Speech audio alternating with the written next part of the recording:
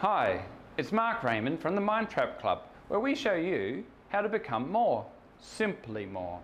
Today, I want to talk about meditation and using meditation to see self. To do this, we need to understand a couple of truths first. Understanding to learn to see self isn't really about the real you. It is about seeing you think you are. Contrary to much popular belief, we are mostly constructed creatures, and much of what we have constructed is of little value to ourselves because we have created a self to suit the world as specified to by us, by school, our families, and the greater society. The first stage is learning to see what we have already built.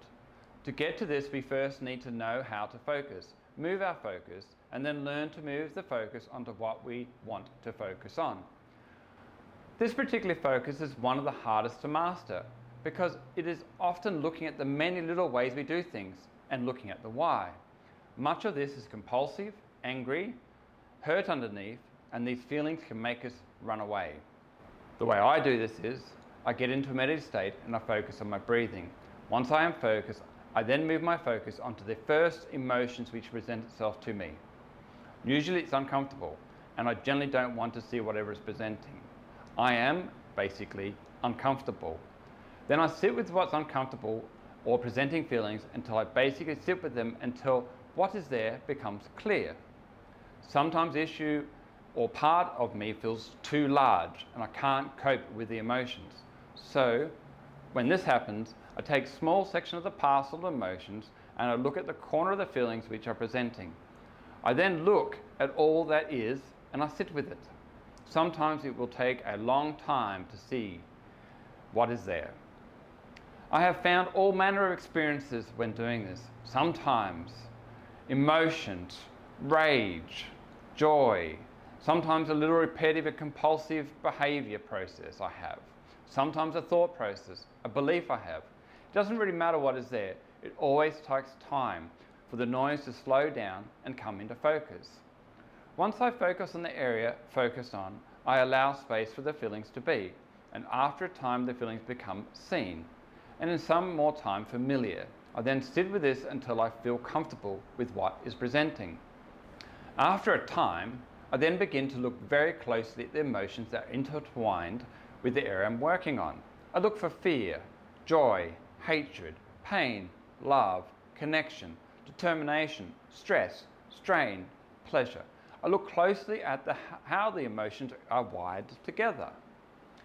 I also look for thought processes and the structure of the area I'm working on. Are there word structures used? If so, I look for the words used.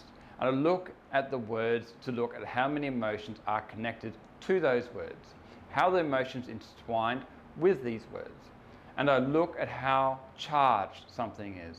This basically means how much energy something is pumped up with.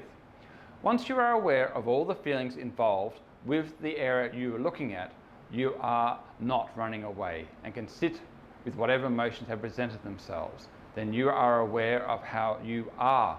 Well, at least the section of you that is currently true.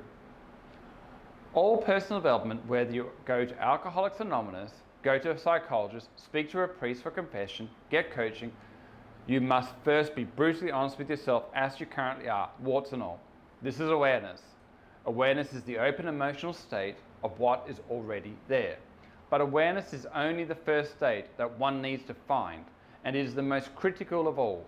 With awareness, you will be able to see and watch and how and why you do things. All other activities in meditation I will teach you must first start with this point, but this is a beginning point, not a destination. After I begin to be fully aware, I then begin to pull at the different emotions, words, and other forms of structure and the amount of energy something is empowered with. I pull at a small emotion. I release some energy. I look at the word structure or other structures and change the words or forms. I pull out an emotion which is there and insert a new emotion. I pull out charged energy, or if it is without charge, I charge it up with power to bring it to life. It amazes me constantly that when doing this, how much you can manipulate what is there.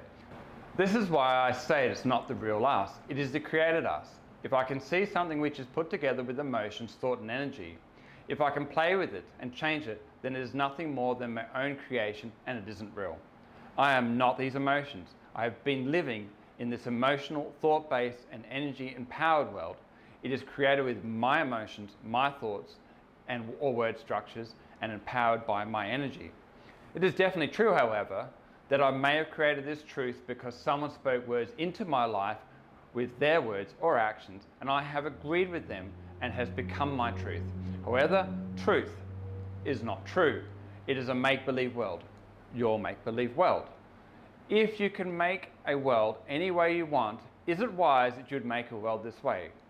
If you could choose, would you continue to live in the world that you have chosen? I have learned during this process that all parts of you, when your perception and interaction with the world changes because you have changed, the part of you which interacts, all things change as well. When all has changed in you because you have gone through all of you which has already been built, you will see the world very differently. And then the real growth will begin. You will have rebuilt the you were, and this will change the world as you know it. And you will now find that once was hard is easy now, and you will now need a new challenge. And you will grow into a larger external world. This will bring about new challenges and struggles. Then instead of trying to rebuild what was there, you will have to begin to make new parts of you from scratch. You will begin to become more and more, and you will begin to accept the new challenges. Meditation to me isn't just about coming to find nirvana. It is about getting to nirvana and using that power to build your functional self so you have the ability to interact with the world and make this nirvana for you. I hope you've enjoyed these lessons on working with emotions, your emotions. I will give many more lessons in time on how to specifically learn to work on parts of your emotions. Some of these lessons can be difficult to implement, but have wide-ranging rewards. If it would be okay to give a like or a share or a comment, it would be greatly appreciated. If you like my content and would like to have more, please subscribe. Have a wonderful day.